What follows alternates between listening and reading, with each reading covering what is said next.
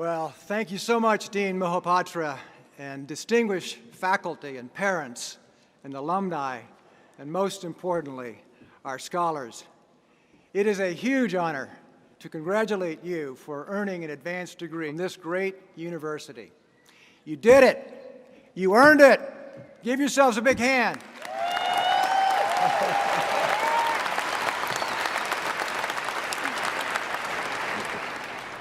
A couple of months ago, when they called to invite me to speak at this celebration, I went home and told my wife. I said, "Did you ever in your wildest dreams think that this would happen?" And she said to me, "Well, you're not in my wildest dreams." But ladies and gentlemen, there are scholars here from 99 different programs, 20 different countries, and this celebration is being simulcast around the world. Your loved ones in China, in India, in Ghana, and Brazil, and other countries are up in the night watching this broadcast so they can see you walk across this stage in just a moment. And let's all give a shout out also to all of the people who supported you along the way to bring you to this proud moment.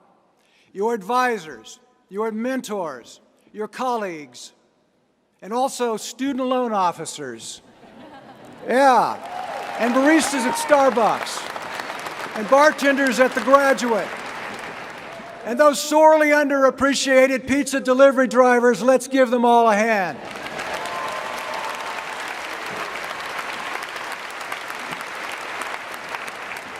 Who says it doesn't take a village to raise a scholar? And I realize that there may be a few of you out there who have never heard of me, never read my books, or seen me on YouTube, and please don't all go there at once. You'll crash the site. But I graduated from Davis in 1978. And I am sure that the stone tablets with my academic record must still be around here somewhere. And as Dean Mohapatra said, I went on to become a futurist and an innovation expert, advising organizations all over the world, and perhaps because of this work, they've asked me to share a few ideas with you this afternoon about how to make the most of your future and your innovation journey ahead. So I want to talk with you about three things, three ingredients for success, let's call them. And they all begin with the letter C. Change, creativity, and courage. Let's start with change. In 1440, a man by the name of Johann Gutenberg invented the printing press. And his invention made it possible, for the first time in history, to spread ideas and knowledge over vast distances. And it disrupted the existing order of serfs and landowners and kings and queens, and everything began to change. Gutenberg's invention set off a series of revolutions: the scientific revolution, the industrial revolution, the Reformation, the Enlightenment, and the birth of our democracy here in America. And you and I are living in a similar period of change, but it's not just revolutionary, it's exponential, increasing at an increasing rate. And at a milestone moment in your life such as this, it is as important to look ahead or to look back as it is to look ahead in order to gain wisdom and perspective. I look at the changes in my own life since leaving this place. I look at the vast changes in this campus since I was here last. My wife Carol and I took a tour of the campus recently. We hardly recognized the place. I mean, finally we spotted Clark Kerr Hall, and it was so good to see a familiar landmark. Some of you may remember Clark Kerr. He was president of the University of California back in the 1960s, and Governor Reagan fired him for not putting down the student unrest at Berkeley and UC Santa Barbara. And Clark Kerr famously said, "I left the presidency just as I had entered, fired with enthusiasm." Not bad advice for all of us. But you know, back then, despite the turmoil, life seemed simpler. I was able to work my way through school practicing two skills, writing and selling. I wrote for the Cal Aggie student newspaper, and I'd jump on my bike and sell advertising to the merchants downtown. And in my senior year, I took a class taught by a Pulitzer Prize-winning poet, a wonderful professor by the name of Carl Shapiro, and it altered the course of my life. Instead of going to law school, I went on a quest with Jack Kerouac's book, On the Road, in my backpack, and I wanted to, as Henry David Thoreau put it when he went to live at Walden Pond, live deep and to suck the marrow out of life. And I and my comrades, several of whom are here today, we hitchhiked and hopped freight trains and felt the freedom of the open road. Just imagine riding on a freight car out of the Denver yards headed up in the steep Rocky Mountains, the twinkling lights of the city down below and the wind in your hair. This was back when I actually had hair. And we vowed during those days never to get stuck in a rut, never to sell out, never to live an unexamined life. And one day I found myself backpacking in the Grand Teton Mountains of Wyoming, and I got a little sloppy, and it could have cost me dearly. What happened was I wandered away from my tent across this meadow to check out a sunset, and on my way back to the tent, I encountered a moose in that meadow, and I felt like I should just kind of let him do his thing. He did, and I finally got back to where my tent was, and I couldn't find it. It's pitch black. Long story short, I ended up sleeping that night, or trying to sleep, with a Forest Service topo map as a makeshift blanket. And in the morning, when it finally got light out, I looked around, and there was my tent, 30 feet away. And what I learned in the mountains that night was that conditions change rapidly when you're not paying attention. And in the course of my work, I see how conditions are changing rapidly in our society, and many are unprepared. A disruption might be bearing down on them, and they're in denial. They're going to ignore it, hope it goes away. But then I see other organizations, other individuals, and their attitude is decidedly different. No matter what the change is coming at them, demographic, social, economic, technological, they're going to embrace it. Give that change a bear hug. They're going to find a way to make lemons into lemonade. Now, I'm not suggesting that you embrace every change that comes toward you, far from it, especially if it violates your values or is a threat to the common good. Here I invoke the serenity prayer. God, grant me the serenity to accept the things I cannot change, the courage to change the things that I can, and the wisdom to know the difference. You see, the biggest danger is not that you won't accomplish something big in your life because you already have. The biggest danger is that you will settle for security and the creature comforts and the mortgage and stop reaching for more, for your highest and truest potential in this life. To do that, you must be willing to change. Which leads me to the second C of creativity. IBM did a study not long ago. They asked CEOs, what leadership competency do you need more than any other in your people today? And the answer was creativity.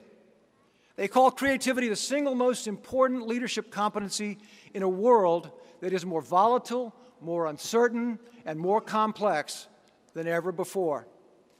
You, in your journey, are going to face situations where there are no guidebooks, where GPS is simply not available, where there are fewer precedents, where you will just have to improvise, trust your instincts, and make it up on the spot. But if you're willing to embrace your creativity, you're going to be fine. In fact, you will be in high demand, whatever you do. You know, back in 2006, Nokia was the global leader in cell phones. They were growing by double digits. They were considered one of the most innovative companies in the world. What could possibly go wrong? And in that year, 2006, Nokia invited me to work with a group of their best and brightest, their high-potential managers, who would be flying into Palo Alto from all over the world. And I remember posing a question to this group. I asked them, if I work for you and I have an idea, what do you want me to do with it? And I'll never forget one of the attendees who spoke up, and he said, I would just tell you to forget about it. You're just going to frustrate yourself. There is so much bureaucracy, you'll never get anywhere with the idea. Why take the risk? And there were some gasps in the room that day, but I got the sense this guy was telling the truth as he saw it. And I came away from that session with the thought that, wow, rapid growth covers a lot of sins. But then, 1 year later, Apple introduced the iPhone, and Nokia began its spectacular fall from grace. In retrospect, it was clear that Nokia believed it was in the cell phone business, while Apple, under Steve Jobs, believed it was in the creativity business. And my friends, in today's world, we are all in the creativity business. No field of endeavor can still not be advanced further. There is always room for improvement. There's always a better way. There are always assumptions that need assaulting, always new mountains to climb. So embrace change and practice working with your creativity every day. And the third and final C is courage. Yes, it takes courage to explore out there on the frontiers of your field, but you did it. It takes courage to face your fears and go ahead and do the work you believe in anyway. It takes courage to trust yourself when others doubt you. It takes courage to stand against corruption in all of its many forms. And above all, it takes courage to create the life that you really want to live. With so many voices yammering at us from the moment we wake up until we close our eyes at night, it takes courage to decide what and how you want your life to be, instead of letting circumstances or Facebook or someone else decide. Nothing about the future is written in stone. My generation, the boomers, came of age during the time of Vietnam and Watergate and social unrest. We tried to stop a war and create a better world, and we are not done yet. But now your generation has your chance at bat, your chance to make a difference, your chance to change the world. And that is my encouragement to you, to think big when others are thinking small, to push back against those who say that the best days are behind us, that our problems have grown too big. And please remember this: people with the biggest ideas are always ridiculed by people with the smallest minds. But so what? Think big anyway, and do good, not only for yourself, but for others and for the planet. The good you do today may be forgotten tomorrow. Do good anyway. Build a life, not just a resume. Graduating scholars 2018, again, my hearty congratulations. You have labored mightily to enjoy precious moments like this. Moments where the possibility and the passion of the human spirit are unleashed. Moments where you soar on the vision of a better world. We all want to live our best life. We all want someone to love us and to love in return. We all want to leave the world a better place. We all want to prosper.